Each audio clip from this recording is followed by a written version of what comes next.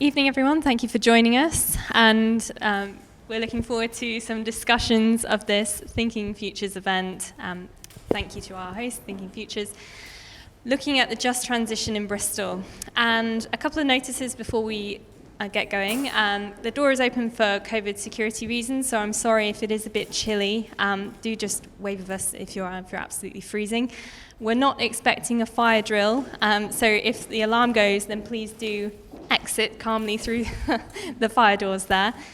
And as for the structure of the event tonight, we'll begin with a brief introduction to Alix and I's research that we've been doing on sub-state actors and the just transition in Bristol, just about 15 minutes or so, and then we'll move on to some questions with our esteemed panel and some discussion. And then we'll have some time at the end, about 30 minutes for questions from you here in the audience and also from our online participants. So we have a hybrid model and we'll be taking questions from the online audience too. And do please chime in with your questions, comments. We want this to be really participatory. Great. And let's all introduce ourselves on the panel. So I'm Alice Venn. I work at the University of Exeter, soon to return to Bristol in January. And I've been working alongside Alix on this Cabot Institute project looking at the role of sub-state climate actors in Bristol in the just transition. I sit on the Bristol Advisory Committee on Climate Change and specialise in climate law and policy. Hi, I'm Alix Dietzel, and I'm also an academic, and I work at the University of Bristol in SPACE, which sounds like outer space, but it's actually politics and sociology. So I'm a scholar in politics and specialize in climate policy and have been doing this research together with Alice and the Cabot Institute, and I'm really excited for tonight's event. So we'll go around the panel and let them introduce themselves as well. Hey everybody, I'm Karim. I'm one of the outgoing black and green ambassadors for Bristol. I'm not outgoing, I'm out, I think, but technically, which is a program that was set up in partnership between Ujima Radio in Bristol and Bristol Green Capital Partnership, and is there to increase the diversity of the environmental conversations, but also the practical action within the city around environmental justice, climate justice. I'm also director of something called Bright Green Future, which is an environmental leadership program for teenagers around the UK, which is trying to increase the diversity of the UK's environmental sector and is based at the Centre for Sustainable Energy in Bristol. I'm Carla Denyer. I've got a few different hats. I am one of the 24 Green Party councillors on Bristol City Council, representing Clifton Down Ward, which is the area around White Ladies Road. I'm also the Greens parliamentary candidate for this area in the next general election, and as of last month, I'm also one of the two new co-leaders of the Green Party of England and Wales. Good evening, everyone. I am Councillor Asher Craig. I am a local councillor for the ward of St George West, which has the beautiful park of St George, a park in it. And I'm also the cabinet lead with responsibility for children, education and equalities. And I also happen to be one of two deputy mayors to Mayor Marvin Rees. So I have a cross-cutting portfolio. Well, you're all perfect for our panel, so we were so delighted that they all said yes, and I hope you're all excited to hear from them. Before we start our conversation, we just wanted to give a really brief overview, probably not even 15 minutes, of our research, just to refresh everyone's memory why we're here, and then we'll get started with some questions for the panel. And we were really keen to have people who are not academics and who actually work in policy, both in the audience and in the panel, because we're very aware that Alice and I are in our ivory tower making some critical observations, but we need context to decide what to do better, and two academics are not going to be the people to tell you that. So we need your help and their help to bring this conversation forward, and that the start of that is this evening. So thank you for coming and for being part of that, and you guys online as well. We really appreciate you coming and joining us. So let's get started. So about our project, Alice and I ran a project basically over the past year together, and we were focusing on just transition in Bristol. And the reason we focused on that is because we're both climate justice scholars, And we had previously looked at the global level, and we were both getting frustrated, to put it politely, with global decision-making on climate change, and wanted to look around where we are, which is Bristol. We both live here. And we were really impressed by Bristol's One City Climate Change Plan, which actually promised a just transition in the document. So we were really excited to see that, as justice scholars, to see that so explicitly set out, because at the global level, what they put into those agreements is so vague and watered down that you wouldn't ever expect that kind of language. So it was really cool and exciting. And it's actually one of the first cities in the world to make that promise. So we thought, well, what happens after a city makes a promise to a just transition? What happens on the ground? How is it being interpreted? Who's making decisions, et cetera? And we decided to look at 6 what we call sub-state or non-state actors. And we wanted to get a kind of mix of different actors to study. So we looked at 2 very public-facing ones. That's the Bristol Advisory Committee on Climate Change and the One City boards. We looked at the Economics Board and the Environment Board. And then we also wanted to look at business-led initiatives. So we looked at Cycling Works and Arup, who actually helped to write the One City plan. And then community initiatives, which was Livable Neighborhoods Bristol and Black and Green Ambassadors. So Roy was actually one of our participants. But don't worry, we won't give away what you said. All our participants were anonymized in our report. And so we kind of wanted to find out, how is just transition being pursued? Who's involved in the decisions? And what happens after a city makes this big, big promise to do so? So I'll let Alice talk a bit about how we conducted the research, and then I'll talk about some of the findings. Briefly, the way we went about the research was to conduct a series of observations of key meetings, and that was a variety of different meetings. Ooh. More like Britney Spears. We looked at a variety of different meetings, had over 9 hours of meetings, from public-facing events to board meetings, to look at the decision-making of different bodies in Bristol. And we were just quiet observers in that process, made some notes, made some observations about who was speaking in meetings, and based on our own assumptions around visible ethnic minorities and gender. I should note that we weren't collecting that personal data from individuals, but we were just making general observations as those meetings were going on. We also conducted a series of interviews, 12 expert interviews with representatives from each of those different bodies, and we then sort of coded that data around key themes for our research, so around the just transition and what that looks like, how it's being interpreted, around the One City climate strategy, how that's being implemented, what's the impact of that strategy for the work of the bodies that we were looking at, around procedural climate justice, which is a bit more theoretical, but essentially was looking at who was participating in climate decision making, whether there was access to information on climate change, and whether there was any discussion of access to justice in climate matters. And then finally, emerging narratives, which was new things that we were discovering through the conversations that we were having, and the impacts of COVID, for example, played a really important role in that, in, for example, limiting some of the consultation that would have been going on. One of the things we found as well is that people really don't pay attention in online meetings. They're very often distracted, which you can all sympathize with after 18 months online. So to your online audience, if you're a bit distracted, we forgive you. But you guys in person, I'm sure you're eager to come to in-person events.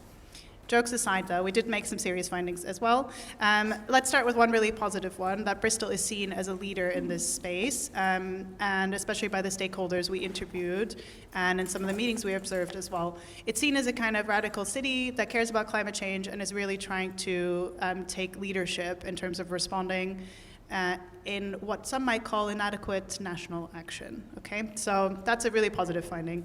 And everyone in our project was really keen to address climate change, so we don't want to ever give the impression that the people in our study don't care about climate change or don't want to change things. They all want to. However, there were some problems as well. One of the key things, and this is what the media found really interesting about our report, is the skewed nature of participation. So to give you some statistics, basically it's really heavily skewed towards white men in the decision-making processes. So white men made up 40% of our participants in meetings and spoke 64% of the time. White women made up 41% of participants and spoke 33% of the time. So there was an even gender split between white men and women, and none of the women in the room are surprised to hear that the men talked more than them anyway. Yeah. What was even worse, though, is that women of color made up 14% of participants but only spoke 2% of the time, and men of color 5% of participants and only spoke 1% of the time. And I have to add that one of the events we observed was a black and green event, and that this data would look a lot worse if we hadn't attended that. So well done, black and green. Shout out, my first shout out to you of the evening. So this was not news to the people we interviewed, and it wasn't news to people in the meetings. They're very aware that the space is white, middle class dominated, but there's confusion about how to do better. Even if there's genuine care about the problem or motivation to do better, there's confusion about how to do so. And this is something that we really want to talk about tonight. The other thing we found is that the plans are seen as really ambitious in the One City plan, but quite vague. So big promises are being made, but there was confusion about all the steps in between now and then. How do we get there? So that's one of the things that came out quite strongly. The other thing that we found really interesting is that people said, I know what just transition means to me, but in order to understand it from another person's perspective, I really need to engage my kind of active listening ears, because it can mean different things to different people. So that came through really clearly as well. And then finally, that there could be some improved communication around climate change, climate impact, and climate policy in the city, and that it's not necessarily always the people that are vulnerable to climate change or at threat from climate change who get that information or engage with that information. So there needs to be some improvement in those areas. So I'll just let Alice wrap up with some of our kind of key policy implications, and then we'll get started asking some questions around this. Basically, one of our key findings and policy implications was that we need to urgently diversify decision-making processes on climate change. And we need to do so in a way that is not tokenistic. So we're not asking a token member of a visible ethnic minority community to represent the views of an entire community. We need to be engaging meaningfully in public consultation and inviting participation in a really meaningful way, and giving more influence over decisions that are taken. We also need to make space for critical reflection within existing structures and for a really radical critique of those structures, which often there's not a lot of space to do. Often policy agendas are very packed. There are a lot of time constraints, and that doesn't really leave a lot of room to critique structures that may themselves be exclusionary. So we need to make space for that in quite a proactive way. There were some examples of best practice of community participation coming through, for example, through the Citizens' Assembly initiative in Bristol, and some of our participants felt that that was something that could be utilised in order to expand that participation further with different communities. So that's something we'd be really interested to hear your views and feedback on as well. And the One City strategy itself sets out some brilliant goals. It's clear that there's a lot of goodwill around Bristol, and there's a lot of engagement with just transition and with the implementation of the One City climate strategy. But we need to flesh out some concrete steps, interim steps and targets towards those overarching aims of making Bristol carbon neutral and climate resilient. And what do those steps look like, and how do we ensure that the views of particularly climate vulnerable communities and communities who are likely to be impacted by the transition itself to a low carbon future are being heard in that process? So that's really where we're at. That's a lot to think about. So that's why we have brought in some help this evening to look at some of these problems and scrutinize them, and crucially to make space for critical engagement and to ask critical questions. So we don't want to dance around the issues and be polite. It's really a space for an open discussion from our panelists and then for you guys to ask questions as well. So the first question, which we asked everyone we interviewed, and it's quite a tough one, is what does a just transition in Bristol look like to you? So if it's okay with you, Asher, we'll start with you. Put really simply, it means that we need to ensure that we deliver social justice and environmental justice hand in hand. That means that we have to make sure that the poorest do not bear a disproportionate impact or financial cost through our efforts to decarbonise our city systems. And one, well, we'll get to the how, because that's what you want to get to. But yeah, it really is important. And the other thing is, if we're not in the room, it can't be a just transition. We saw what went down at COP, you know, and so yeah, we need to make sure that whatever we're doing, with all of the best will in the world from all the environmentalists, and including ourselves as the policy makers, we also need to ensure that even if we're not in the room, and I count we as from the community, what we have allies who are also in the room, making sure that our needs are also being addressed. And I have to say, I think through COVID, what's happened over the last 2 years through COVID and everything, I've seen, particularly around allyship, around race inequality, I've witnessed with my own eyes white people stepping up in meetings and actually saying to me, you know something, Asher, it's made me think about my role and the leadership role as a white woman. This was a white woman that I play in the city, and she realized she was sitting in a meeting where decisions were being made, commissioning decisions were being made, and she realized that the communities we were talking about, we weren't present in the room, so she made sure she talked up and talked on our behalf, and as a result of that, we're seeing a huge sea change in the way in which a particular service is going to be commissioned and be much more community focused. So you have to be purposeful, and that's the other thing as well, be purposeful and be brave. I thought it might be helpful for me to very briefly say what a just transition looks like to me nationally, to then draw the distinction with what it looks like locally. So nationally, it's funding, you know, yes, it's making sure that we transition to a low carbon economy in a socially just way, which means things like funding decarbonisation through progressive taxation, so that those who can most afford to pay for it are the ones paying for it. It means making sure that the greener option is always the cheaper, more accessible option, so that you're not pricing people out of decarbonising. It means, really importantly, it means supporting workers to make the transition from high carbon to low carbon jobs or industries, and that by supporting I mean financially. Long-standing Green Party policy is universal basic income, but basically we would replace the sort of sanctions-based benefit system with a universal basic income that everyone receives that acts as a safety net, because one of the many advantages of that is that it makes it easier for people to change careers and to do training partway through their careers. And climate justice, just transition at a national level also means recognising that the UK has a special responsibility in the world for historic emissions, because the Industrial Revolution started here.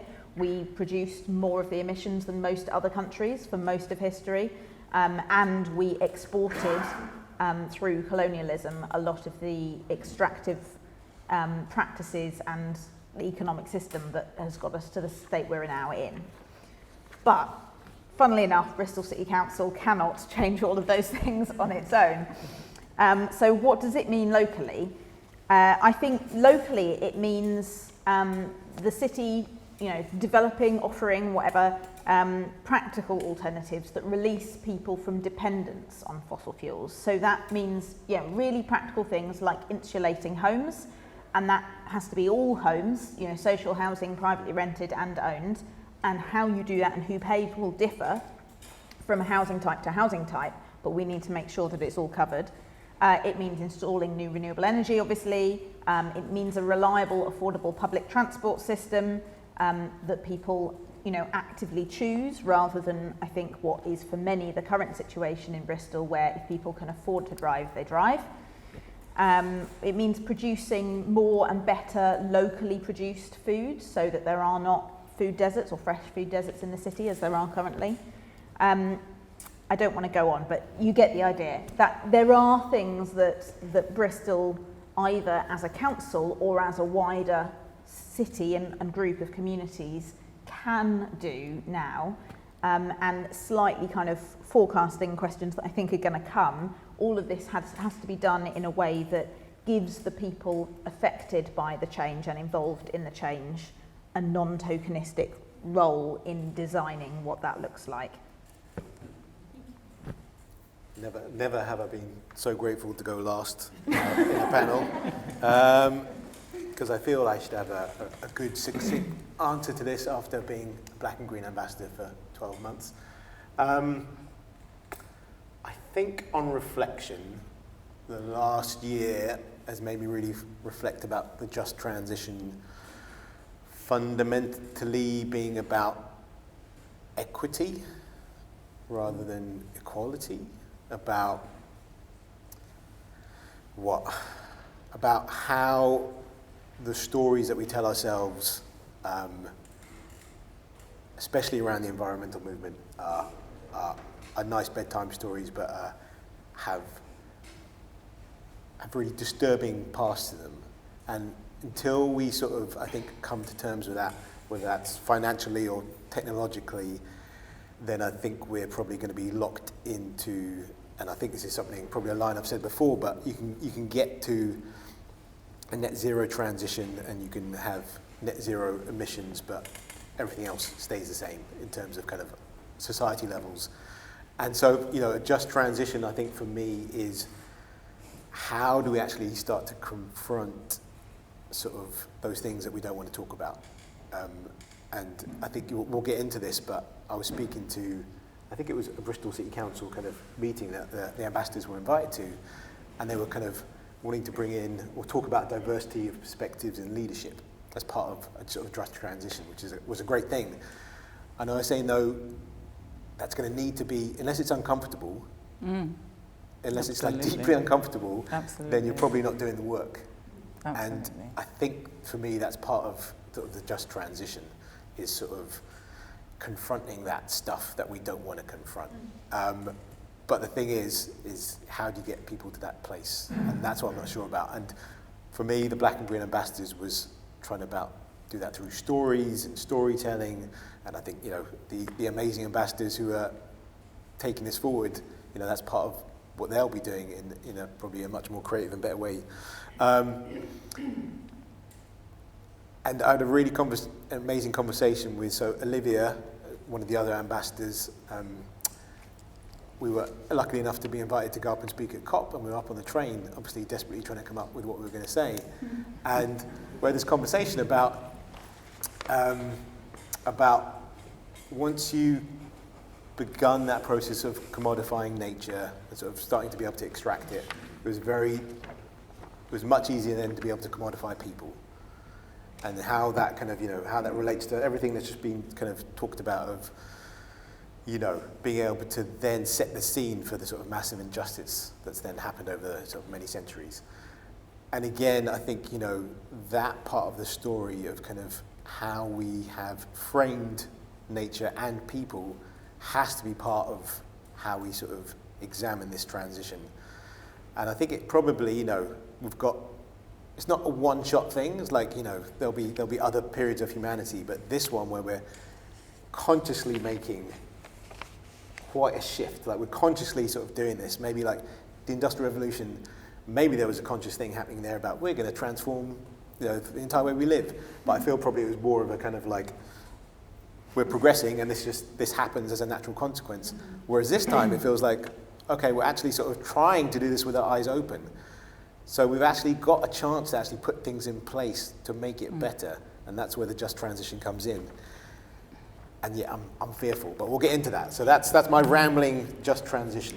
I'm glad you said it should make people uncomfortable, because I've been doing climate justice since before it was cool. I started my PhD in 2011, and people used to ask me, like, who has time for justice, Alix? Like, we just need to reduce emissions. And I said, but then we will never confront how unjust global and national and local structures are, because we're just going to lower emissions and keep treating each other like garbage, and exploiting one another. So I think what you're saying, like, it would be a lot more comfortable to find a perfect scientific solution to this problem and magically erase emissions, but it's much more important to become uncomfortable and to have these critical discussions, and to make space for that. So I'm really glad you brought up the word uncomfortable. I want to see if Alice wants to say anything before we ask some more questions about how we do that. Yeah, thanks. And I fully agree with all of the really brilliant comments that have been made on that. And I think there's a real opportunity here at the local level to have those uncomfortable conversations and start to challenge those structures. I think there's much more of an opportunity to do that at the local level than there is, for example, at the national and the global level. And certainly the goodwill that we have in Bristol towards the achievement of a just transition and starting to unpick what that just transition looks like, having it in a policy document presents just such a unique opportunity to do that. So I really hope that these conversations can continue, and that we can start to find solutions to some of these really huge challenges moving forward. And on that note, I have another question. So how can we ensure that the needs of all communities are taken into account in this just transition in Bristol? Do you mind if I answer first? Yes, of course. It's because I also want to come back on the question of transition as well, and to give you an example of what I believe our administration has done in regards to just transition. So, we've had the argument back and forward for a number of years around the clean air zone. Okay, when's it happening? When's it happening? Oh, you're putting it off. Oh, you're putting it off. No, we were putting it off because we wanted to achieve a just transition. And a just transition meant that when you looked at the decision that we made about the area that we were going to be covering, that area covers a significant part of the city where deprivation levels, kind of lower working, all of those things. And we wanted to ensure that whatever we were going to put in place was not going to disproportionately impact workers and individuals in that community. What does that take? That takes resources. It's the one thing and the mantra that Marvin had at COP26 throughout his time there, bearing in mind the work that he's been doing on an international level, working alongside city mayors and other international leaders around, we need the money. You can't have transition, you can't decarbonize without the money. And so, yes, we held out. We had to go back to government and say, okay, you've agreed that we can go ahead with the CAS, but guess what? We're going to need some money to enable us to do that, because we've got to mitigate against the impact that it's going to have on a whole range of different individuals, including the hospitals, including disabled people, and then some. So as you know, I think it was a few weeks ago, government announced that we got that 42 million. And so now we can put in place a means of a just transition for those who are going to be impacted kind of negatively. So, like I said, it's being purposeful about everything that you do in developing policy and also implementing that policy, and making sure that whatever we do, you do those equality impact assessments, and you make sure that whatever you are bringing in is not going to disproportionately impact those with protected characteristics and then some. Because we also, people look at me and always think all I do is race. It's race, it's class, it's disability, it's women.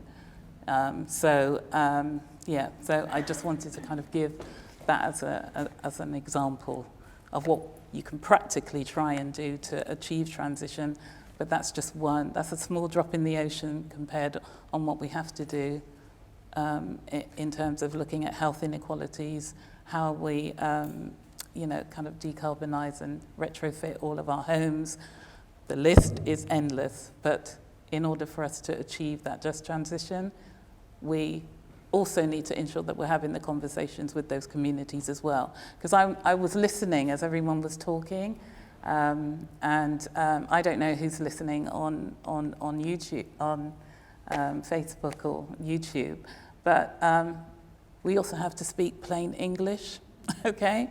Because a lot of what we talk about, or the environmental movement talks about, goes over the head of a lot of individuals that we are trying to convince.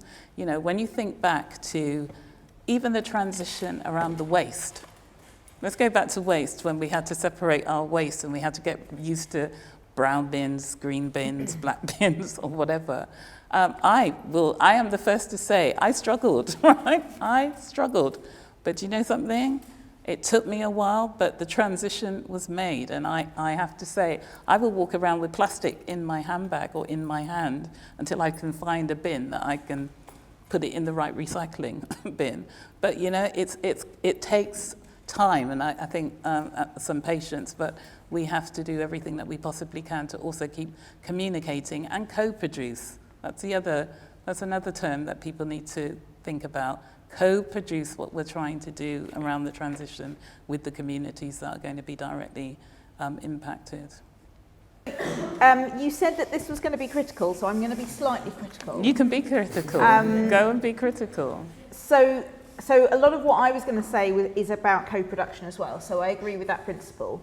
But I think there is a tension, and I'm not saying that, you know, we must be at the two ends of this spectrum, but there is a tension between going slowly and getting it right and the fact that there's 300 deaths a year in this city from air pollution, and the vast majority of those are people of colour, people on low incomes, people in the poorest areas of the city. And I think that's really tricky to square those two things of doing it quickly or doing it perfectly. On jargon, that's a really good point, and I actually meant to say at the beginning, if any of us say an acronym or jargon, don't wait politely till the end, just go jargon, and we'll correct ourselves.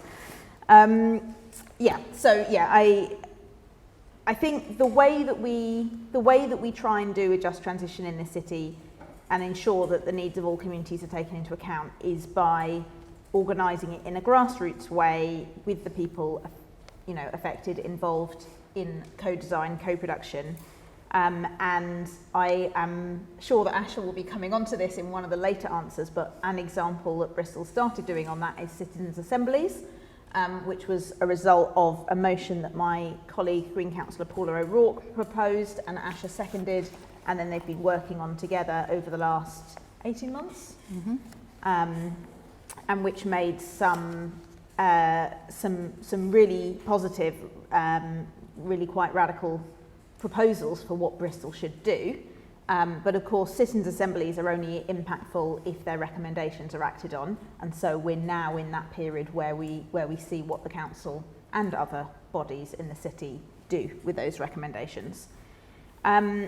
The one other thing I wanted to say on this is about consultation, which is that I think the council and most institutions tend to start with consultation, but I think that's the wrong, rather than starting with co-design. And the really glaring example of this, I think, in Bristol recently is in Easton with the pedestrianisation that never was of St Mark's Road, because the council went went straight in with a consultation.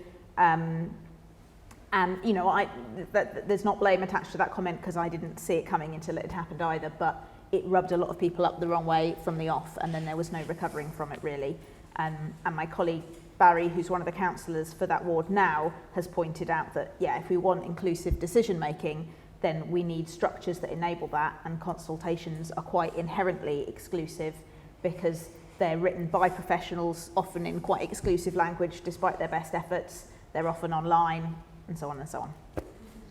I'm going to be really nitpicky, and I'm going to say, who's the we? How do we ensure that the needs of all communities? Because that, to me, immediately sort of puts in mind of there's a group of people, and they've got the agency and they sort of consult with those group, and then they sort of feed in, and the group with agency goes off and does something, which, I mean, that's kind It's of like an how accurate description. yeah, and that's how our world works, right? And so maybe that's a sensible question to ask, which is kind of how do we make that system better? Because I think one of my things is when you kind of go through all of this, it's really, the answer is like all fairly radical action and radical resourcing, to your point of kind of like, you know, there's none of this is small, and yet we have the systems we have right now. And I think one of the most challenging things about all of this is the time frames. I think that's the bit that sort of most intimidates me a lot of the time is, you know, if you were talking about sort of multi-decade kind of process, or even like a century where you're trying to put things in process. But as a city, we're talking about, you know, 8 or 9 years or whatever it might be now. So, I mean, I'm going to toot our program's own horn, but I think genuinely, like, something like the Black and Green Ambassadors, which I had absolutely nothing to do with setting up, but I was a proud member of, was just like a really interesting, a way to start engaging with some of those conversations that I talked about at the beginning, in a way that I think from the outside seemed like that a lot of people could get on board with as a city, as different communities of, here's something that's doing something in quite an innovative way, and yet seems kind of hopeful and seems progressive and demystifying of kind of a lot of the jargon that, you know, just being talked about. And I think it's going to require that kind of creativity to bring these communities that we want in. I think, you know, something like the Citizens Assembly, which I went and talked to as part of the Black and Green Ambassadors, and it was, you know, it was a genuinely sort of hopeful experience for myself to go and talk to that group of people. And yet, you know, that was, I would imagine it was kind of seen as a relatively, or it's definitely a new thing and a you know, slightly radical thing. And, you know, the UK's been experimenting as well. But again, it's that piece of then what comes after that. And yeah, I'm sure we can get into that of kind of like what comes out. I want to talk about citizens' assemblies, I think. If that's okay. Yeah, I'm going to talk about that. But then I also want to remind Roy, the reason why Black and Green Ambassadors exist is because there were no black spaces in the white spaces. And the issue was in 2015 when we became a European green capital, we were missing, okay? We were missing. And so a group of black people came together and said, you know something? Hold on, we are here. What's happening? What are we benefiting from this year that you've been European Green Capital? So let's not get it twisted, okay? You guys exist because our voices weren't at the table. And even now, I'm so grateful that, you know, the lottery has seen sense to fund you, and, you know, we're seeing a trail of new ambassadors and young people coming through in that space. But just to go back to the Citizens Assembly, regardless of how it came about, the reason why we implemented it the way that we did here in Bristol was that when the original motion came, I think the sense was everyone was on, oh, Asher, it's got to be climate. We've got to do Citizens Assembly on climate emergency. And I said, well, no, that's not what we've agreed. I said, whatever we're going to do, we're going to ask the citizens of Bristol to decide what they want to discuss. What are the priorities for the people in Bristol? And then COVID hit, okay? So we all went into lockdown. But whilst we were in lockdown, I was thinking to myself, okay, I'm seeing some really good ideas coming through on the internet, on Twitter. You know, people are thinking about how do we, when we come out of COVID, how can we do better? And I thought, well, I just said, oh, right, Marvin, let's use the funding that we've got from the Citizens Assembly, and because we had done the economic strategy, the COVID recovery strategy. But I said, do you know something? the voices of ordinary people are missing from this. This is a high-level strategy. We've got to make what we're doing, and this is everybody, not just the council. Everybody in the city has to somehow relate to the people, our residents, our citizens. And so there always has been a disconnect. So I thought we could use the model of the Citizens' Assembly to get the voice and influence the policies that we are delivering. And so we went through the process, and it was kind of co-designed. So we started off with a conversation with stakeholders, just ordinary citizens and residents across the city. We then, from the findings of those findings informed the questions that we asked that came out of the Citizens' Assembly. Part of it was around climate, but one was around kind of housing, etc. And so what was phenomenal about the whole thing, we're in the middle of lockdown and we've got over 6,500 people online, okay? Huge response from the Citizens' Assembly panel. So you need to understand, quite a lot of people were kind of engaged in the process, even though we got down to a figure of 60, because we followed a process. We worked with those who've been working in the field. And I have to say, we put in place, we said, the Assembly has to reflect the city, and those 60 individuals came out of that 6,500. We asked those people, do you want to put yourself forward?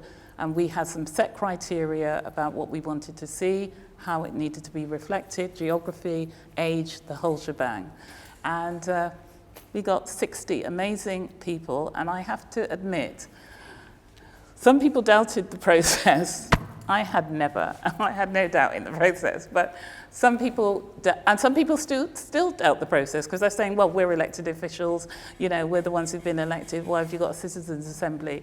Because we don't necessarily represent the views of every single one of our local residents in our wards and communities. Let's hear what people have to say. And so I take great pride in the work that we have done with the Citizens' Assembly. It was, I was so proud of what they achieved and what came out of that. So we had, I think it was 17 recommendations, 83 actions, and every single one of those actions are being fed into our corporate strategy, the One City plan. It's been handed to other partners, and we have made a commitment to the Assembly members that we will keep them informed on a regular basis. They get an update and they'll get a newsletter with what we're doing, how we're progressing. We will also make sure we go back to our city gatherings on a regular basis to kind of give feedback. But we know that we need to do more, and Citizens' Assembly is one way to maybe tackle big citywide issues and challenges that we face. But then it's just one of the tools in our toolbox. So we can look at citizen panels, we can look at citizens' juries, we can go down to local level. We're looking at participatory budgeting and putting money into local communities and making communities make decisions for themselves around a whole range of different issues. So that's the way, bottom up meets top down. Top down. We need to empower local people locally. And so, we've made a commitment. I think Citizens' Assemblies are here to stay for us in Bristol. It's not something we can do year on year, because it takes a huge amount of resource to make it work. But I think at local level, where people can make decisions in their local neighbourhoods about, I don't know, shall we put solar panels up on our community centre? It's going to cost X. Or, people can make decisions about what it is that they want to do. But, yeah. So can we hear from both you guys a little bit about Citizens' Assemblies as well? So I want to come back to the point of making people uncomfortable and opening space for criticism and critical engagement on difficult questions. So I wonder, Roy, because you were there, is a Citizens' Assembly the kind of space where that's possible? And if not, are there any kind of examples you can think of how to open those kinds of conversations? And to help you and not put you on the spot, I'll say my own thoughts on it first, so I don't have to go for it. Kind of grill you. So just in doing this kind of work and the findings that we had, Alice and I have had to face some uncomfortable questions ourselves, you know, like, hey, you two are talking about racial inequality and you're very obviously white and privileged. What are you doing in this space, you know, speaking about these issues? You're not the authority on it. So we would have to ourselves have that uncomfortable feeling and say, you know what, you're right. And we don't have the answers, and we're trying to use our privilege to illuminate other people's voices, but we're also really aware that we cannot speak for people and that we are not here to kind of, you know, act as saviors and say what to do next. So I think that being uncomfortable takes some vulnerability and self-reflection and an understanding that your ego needs to like be checked at the door, and that you cannot always be infallible and know everything. And maybe because I'm like a youngish woman, I'm used to that kind of vulnerability and self-reflection, but not everyone in society is ready to get into that vulnerable space. So that's just something I was going to suggest, but it's a little bit like esoteric, so I thought we could bring it back to citizens' assemblies. Alix, did you want to add anything else before we ask Roy? Let's invite Roy. Okay. I think there's an interesting kind of tension, which I think citizens' assemblies help with actually, and I think I used this line in a Black and Green Ambassador event a few weeks ago, which is you realise that when you're part of something like this program, you're not tokenistic per se, but you do become sort of essentialized. So, you know, I think I described it as like, oh, suddenly like somebody was asking me something and they think I'm like the brown whisperer, like as in they think I represent all brown people, and, you know, Black and Green Ambassador, they might think, well, you represent the black community. And yet the uncomfortable reflection maybe within me is that actually, well, yes, I do, because I've stepped up to be part of this program, and the point of this program is that happens to an extent. And so I have to sort of take on that element. And I think what a citizens' assembly does is, as per its name, it treats everyone as citizens as opposed to sort of having to represent larger groups. And you sort of begin to place yourself as an active citizen as opposed to having to represent, you know, a much larger community. But, you know, they're not going to solve everything, that process, and they're not realistic for, you know, I think probably the functioning of an entire city all the time. So you do have to have representatives come forward from these communities you want to engage with. And, you know, I think probably what I'd like to see actually is, I think when you put out calls for those kinds of people, you get the usual suspects from whatever community it might be that you're engaging with. You know, they're the people that, just are passionate for good and for bad about the particular thing you're trying to engage with, and they have potentially the time and the resources to devote to it. So you immediately sort of get a self-selected group. But, you know, what I'd like to see is also some sort of intervention where when people are sort of coming in to represent, let's say they're talking about the just transition, of them actually having almost some guidance about who are they representing, what potentially biases are they bringing with them, whoever they might be, and just so they're actually coming into that arena with a sort of slightly sort of raised consciousness about that, rather than just sort of coming in blank. And I think if you come in blank, and I think I've done this when I've come into a room, you know, you default to kind of just whatever your kind of neural pathways are set at. As in, so you're not actually starting to think about other people. Your sort of circle of empathy and consciousness is quite limited, you know, as we all are. And so if you're coming in to represent a community, you have to be somewhat prepared for that. You can't just kind of go in cold and sort of be expected to do that. And like I said, I think Citizens' Assembly is it's a unique way to sort of help get around that. My personal experience of it was I was to a certain extent in and out. Like came in, gave a briefing, had some questions fed back to me, which were kind of, you know, had the gamut of questions of very interesting and just like absolutely random, but that should be the way of the Citizens' Assemblies. It's representative. And yet, what I hope came out of it was that it's empowering for all sides. It's empowering for people involved in it, facilitating it, the experts, but that citizens, if they see something tangible come out of it, begin to see themselves actually as somebody with agency. And I think probably what, maybe just the way our systems are set up has taken away a lot of that agency from people, and so they sort of feel depowered. So the more we can sort of bring that back, I think whatever process it is, I think the better and more robust our results are going to be. Yeah, I wanted to say that because off the back of that, we obviously evaluated, and what was really great was that a number of the Assembly members, they did feel empowered. They have gone back into their communities and wanting to step up and wanting to volunteer and just kind of get involved. It really raised some consciousness in them. And I think even though your contribution, because I sat in every week, I got to kind of sit in.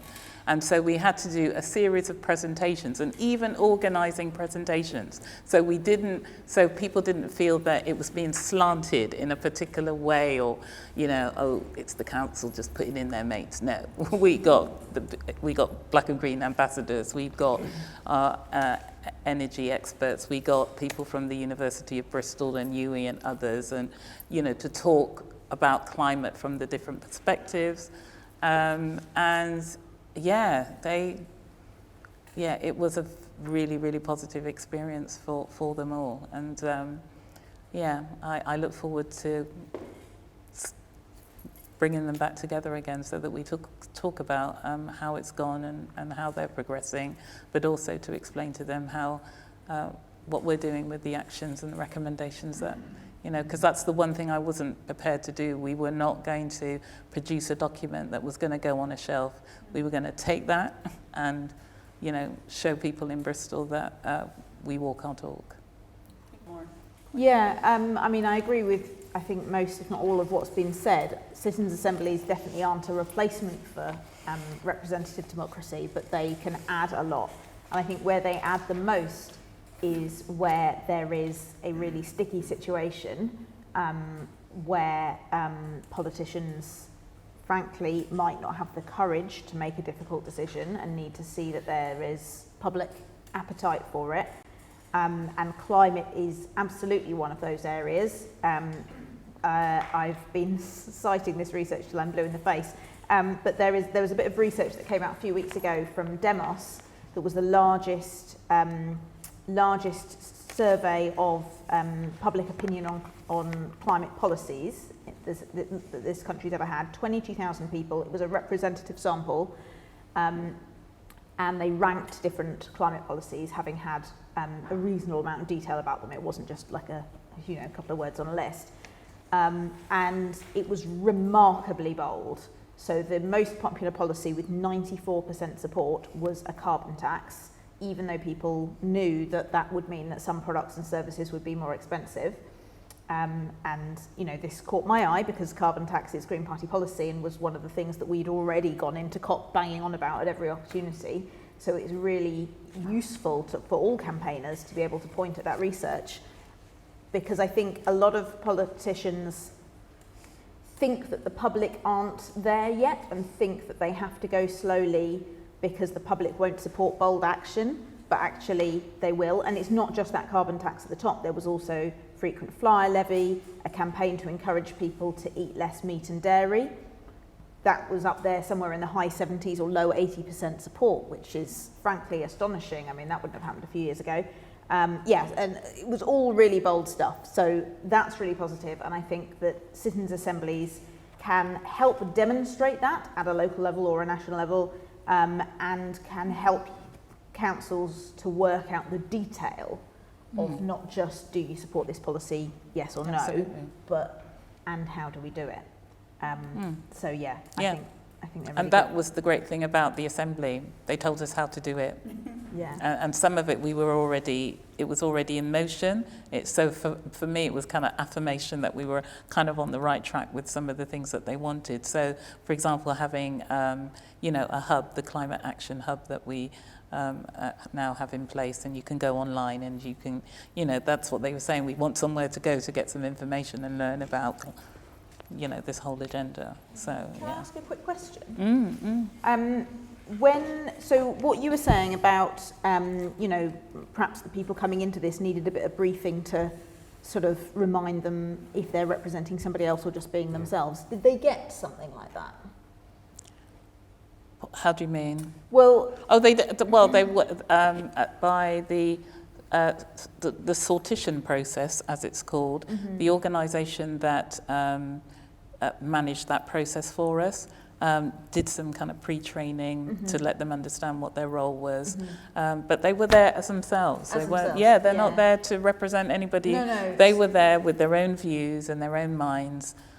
So the reason I was asking was a worry that people might be kind of making misinformed attempts to represent other people. So I know from being a councillor in my ward that I get residents, the usual suspects, getting in touch with me, claiming to be writing on behalf of the majority of residents in the ward, opposing the latest, pedestrianisation scheme or whatever. So there's a road in my ward that's been pedestrianised recently, and there are people that tell me that they're representing the majority of people on the road, saying that they oppose it. Well, we've done some research, and that's not the case. So it's really important that people don't kind of erroneously think that they're speaking on behalf of people without having the data. No, the beauty of citizens' assemblies is they're there to be themselves. Yeah, and as long as they've had that briefing, I think that's really good. Sorry, I'm going to have to jump in. Sorry. We have time for audience questions, but really fascinating and inspiring to hear how empowering that citizen assembly process was. And actually, maybe we need to ask ourselves how we further empower citizens' assemblies in Bristol. Yeah. And maybe that's a question of resources. It is. Maybe it's a question of breaking it down, as you mentioned earlier, to local community level as well, looking at maybe citizens' panels or equivalents at the local grassroots level.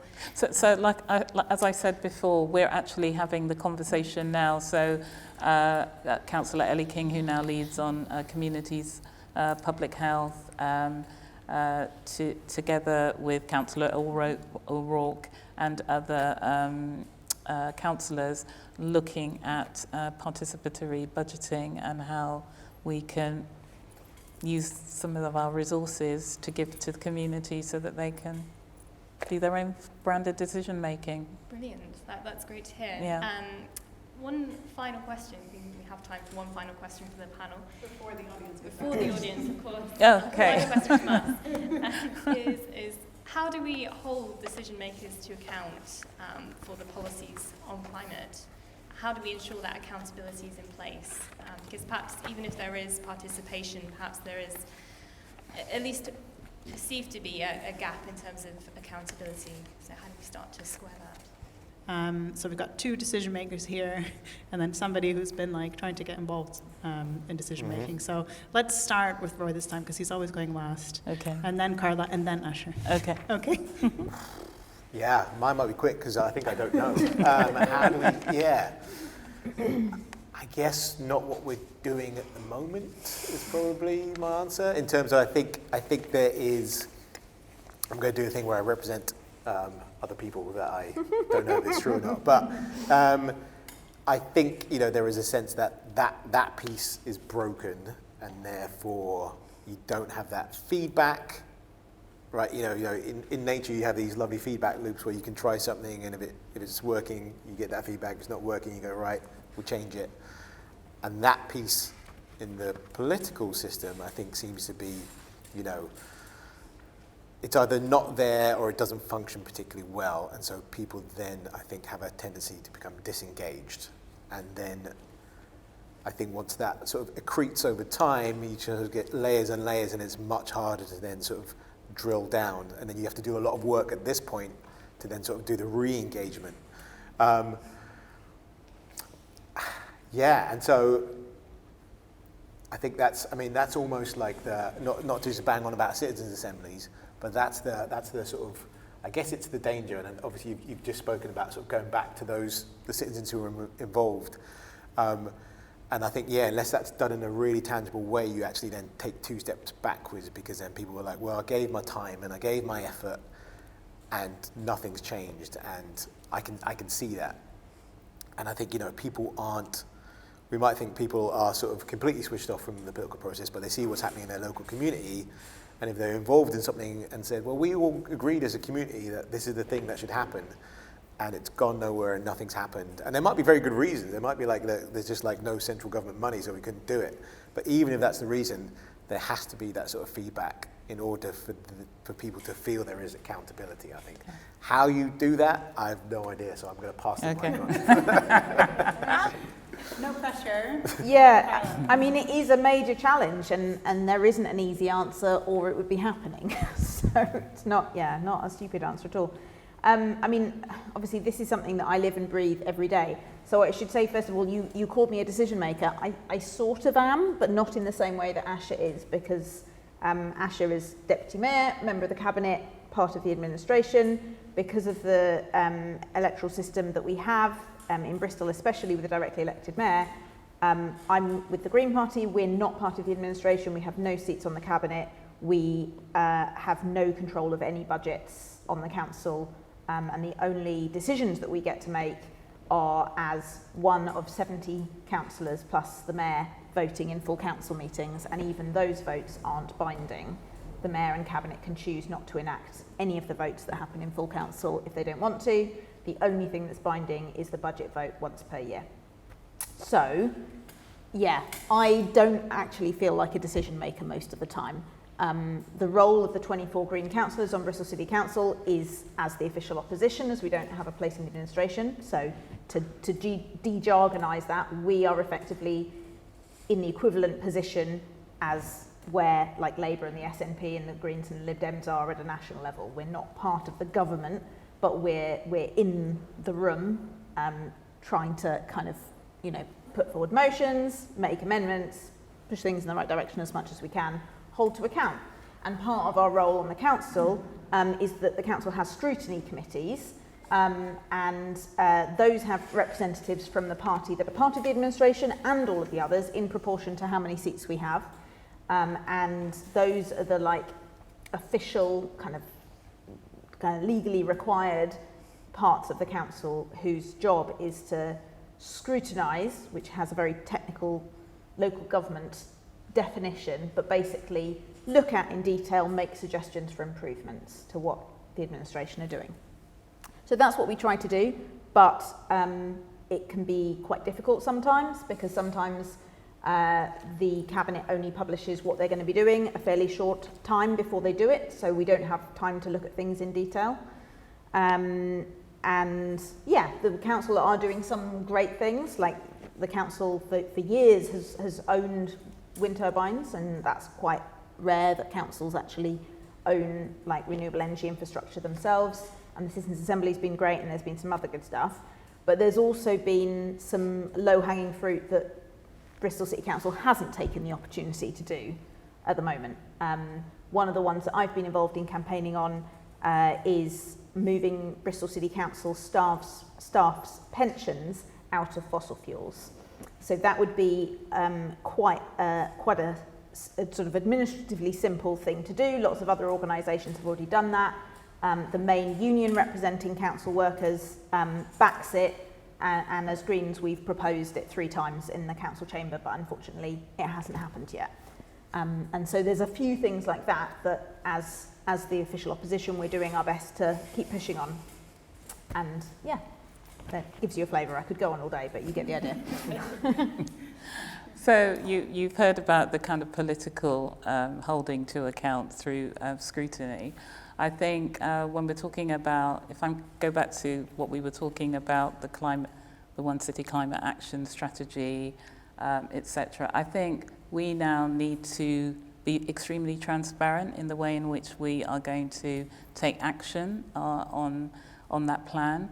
So we really need to get those people in the rooms, the visionaries, your project managers, your spreadsheets, your everything, and we need to really work out exactly how we are going to get to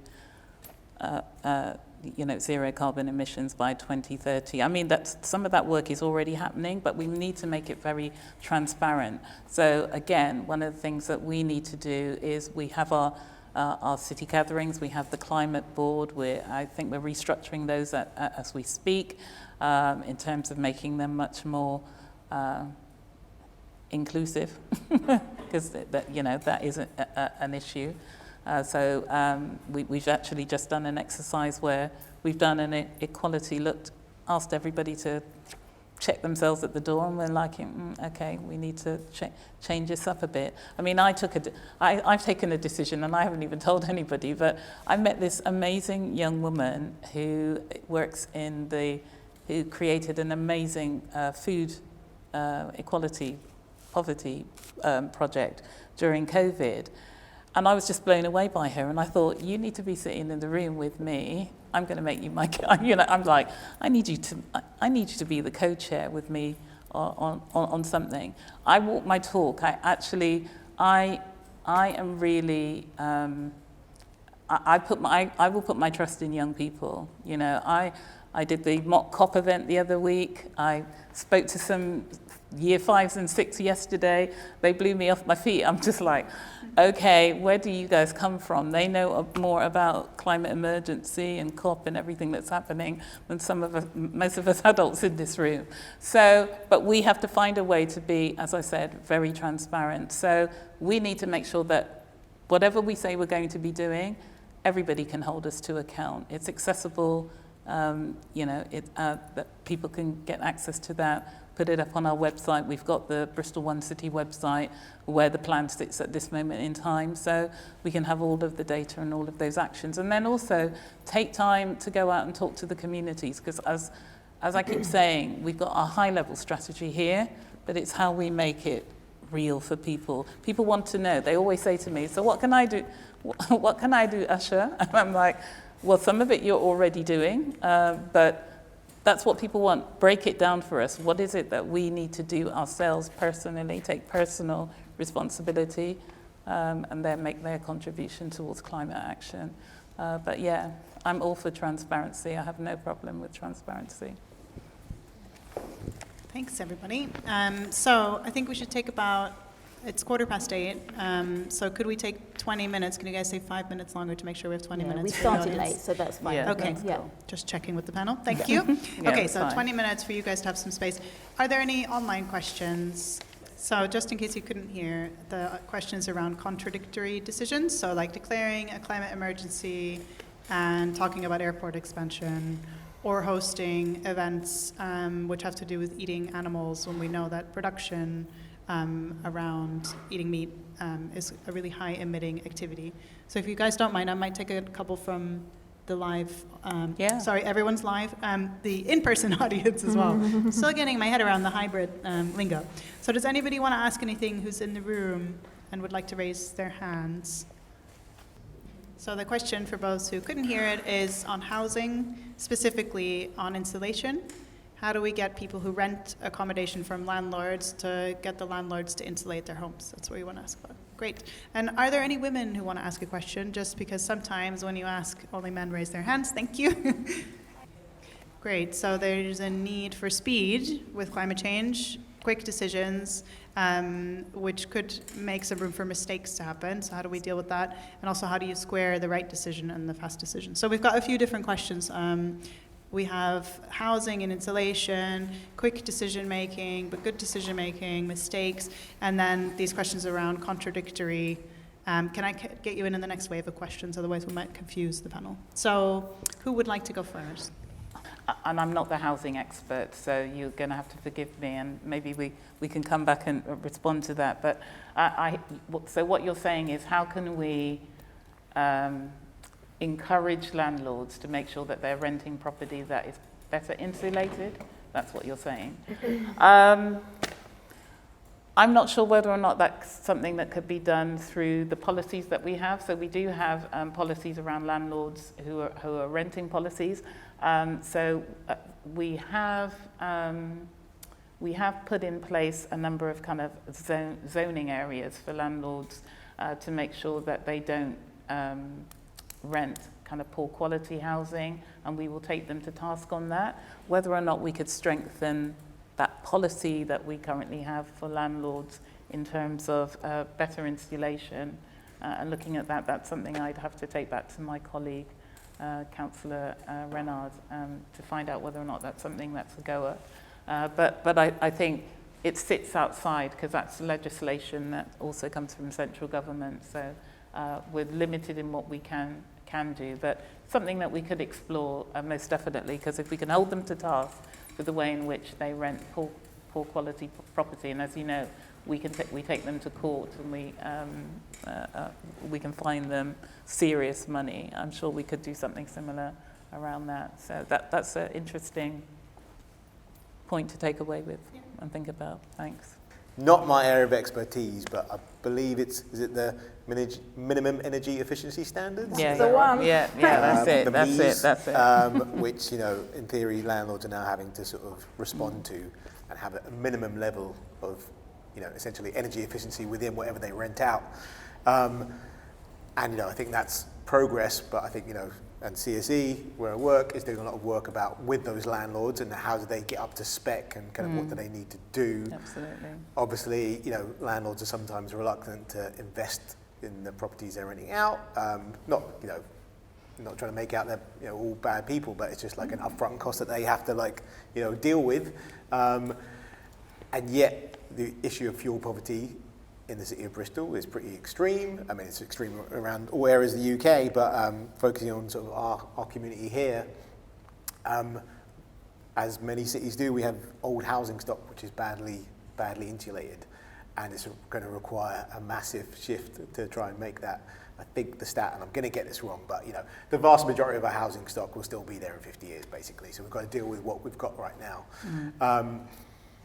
So yeah, I mean, apart from sort of ratcheting up that particular kind of policy, I don't have any other suggestions, but around that. So I think someone will tell me if I misremembered, but I think the current minimum energy efficiency standard rules only requires landlords to insulate up to an E, is it? Gold star. E is still pretty. And what I don't know either is whether the council has the power to say, actually, we require C. I don't think it does. No, I'm getting a shake. I don't know if the Zoom will have heard that, so I'm just going to paraphrase. The government is consulting on moving the hurdle up from E to C in terms of energy rating, but they're not talking about doing that until 2030. So that would be the point. So they're going to stand it up to D and then C. So Okay, up gradually. And increasing the level of the amount of money that a landlord would be expected to spend to get to it as well, and setting a carbon target, not just an energy performance target, which is also... It's probably best you don't talk in lots of detail, because half of the people in this event can't hear you, because all the people online can't hear you. So. But I also think the point is whether or not what we can do as a council to enforce that. So if they're already having to meet that minimum standard, we need to double check if we are making sure that we are enforcing that as well. And I'm sure, okay. There are other questions that we haven't answered. Yeah, there's a couple more questions. So I was just going to say... so the meat and dairy one, was it something about... What was it we did? Chicken wings, I think. Sorry, chicken what?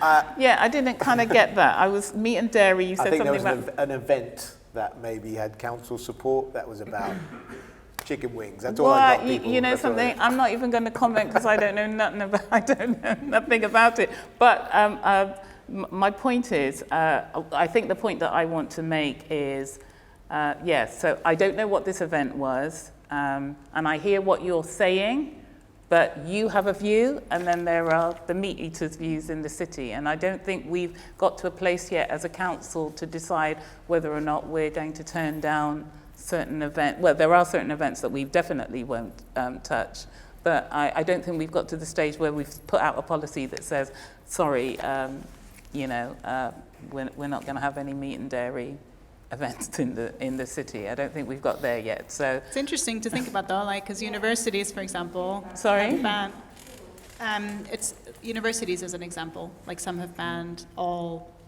meat on campus. Like, really? Yeah. Yeah.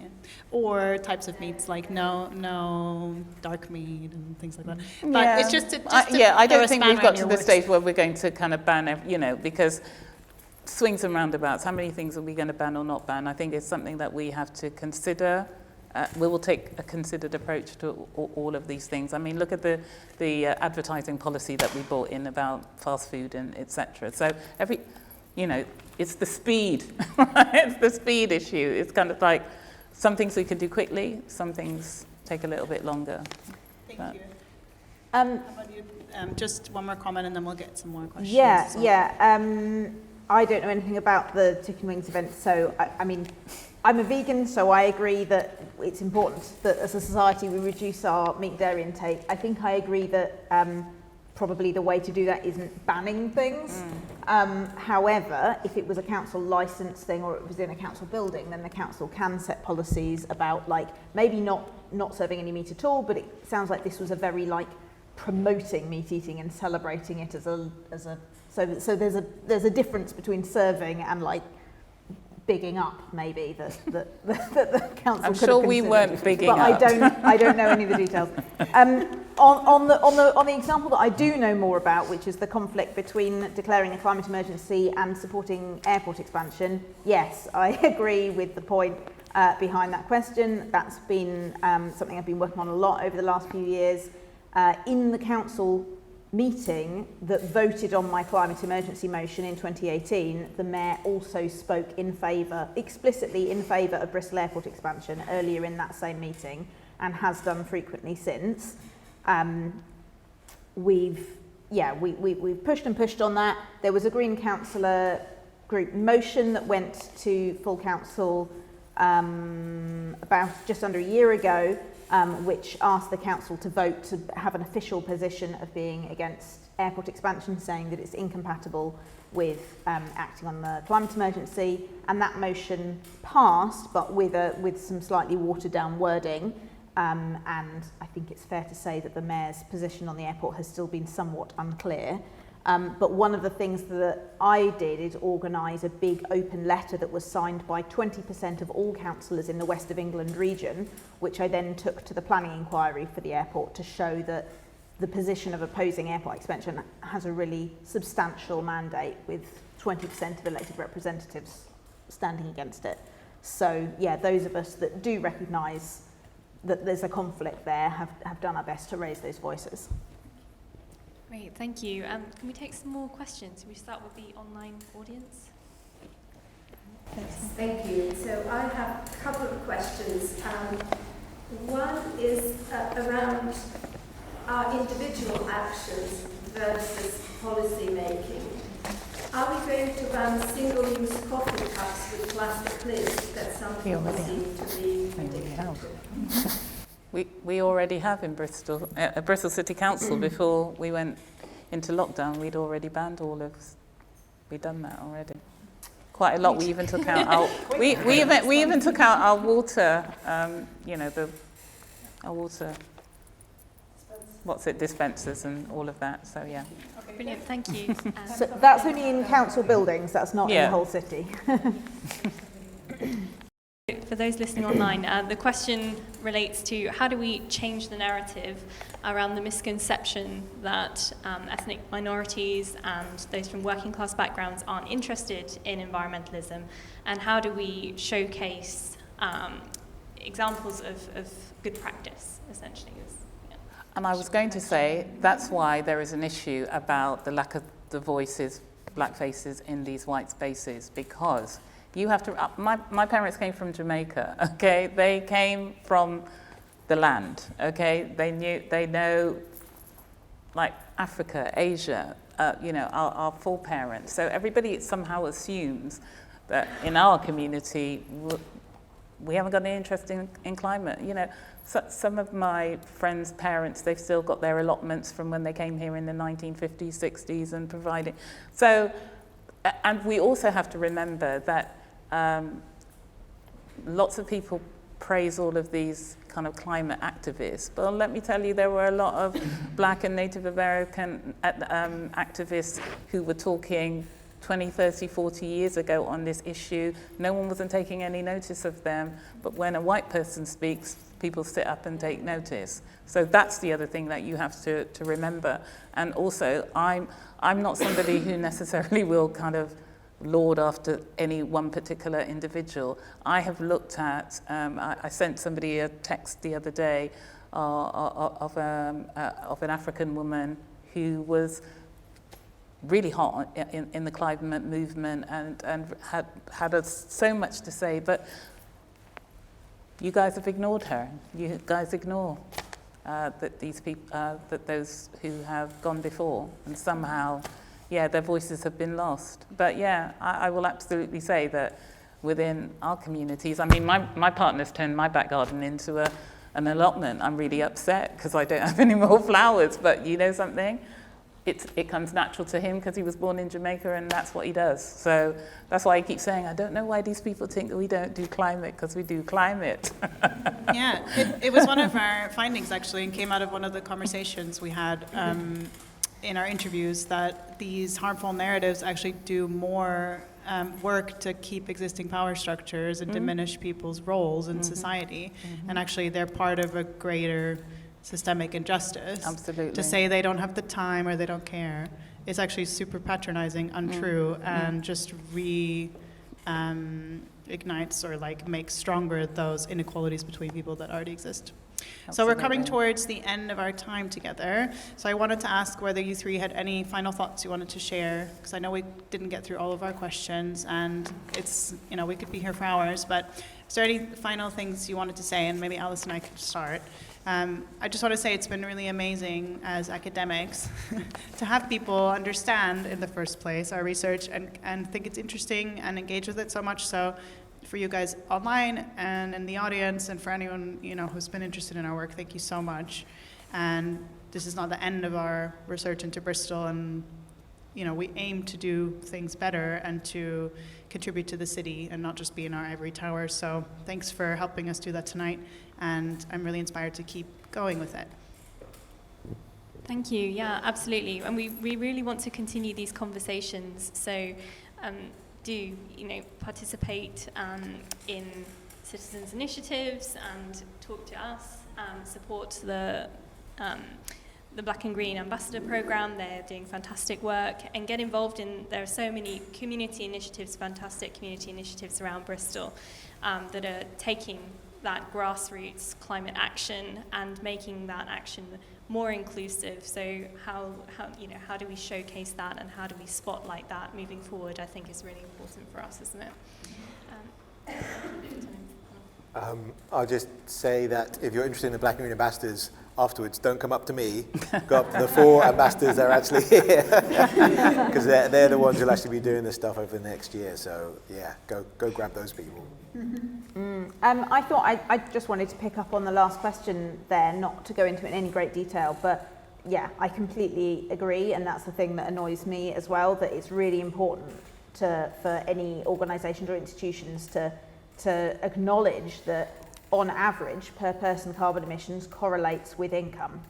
And of course there are exceptions to that, but generally that's the case. And that means that when the council or any institution is doing public comms, it needs to be clear that that people on lower incomes frankly have less that they need to change, generally speaking. They're often sort of, they're doing a lot less of their carbon emissions.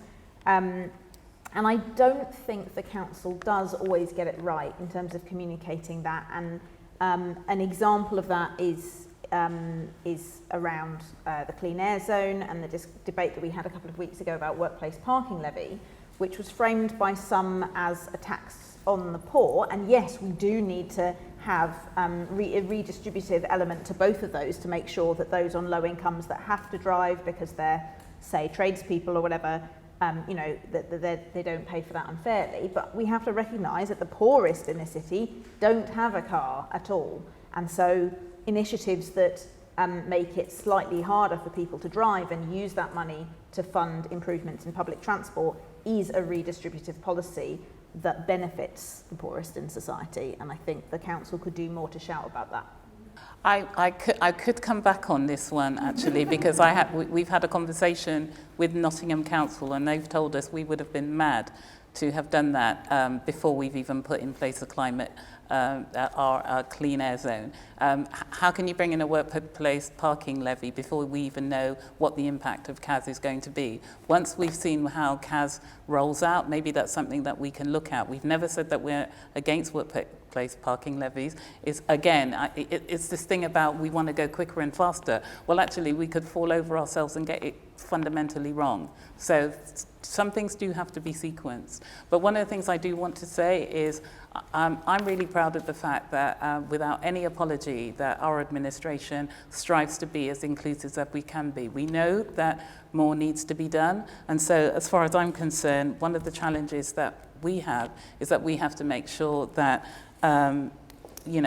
we're not just relying on a select few individuals and or organisations, because that's the other thing as well. It's not just the individuals, it's the organisations. And I want to say to all of your organisations as well, there's a number of key leadership programmes that are happening in this city where, again, we are trying to change the landscape of this city. I want to see people who look like me in those spaces and places where they're not at the moment. I want to see more women. I want to see more disabled people in those places and spaces who can talk for me and can understand where I'm from. So as I go back to what I said at the beginning, there can be no climate justice without social and racial justice, and that's all I personally am seeking from all of the work that we're doing collectively as a city. Thank you so much, all three of you, for your contributions and from the audience as well. Let's give them a round of applause.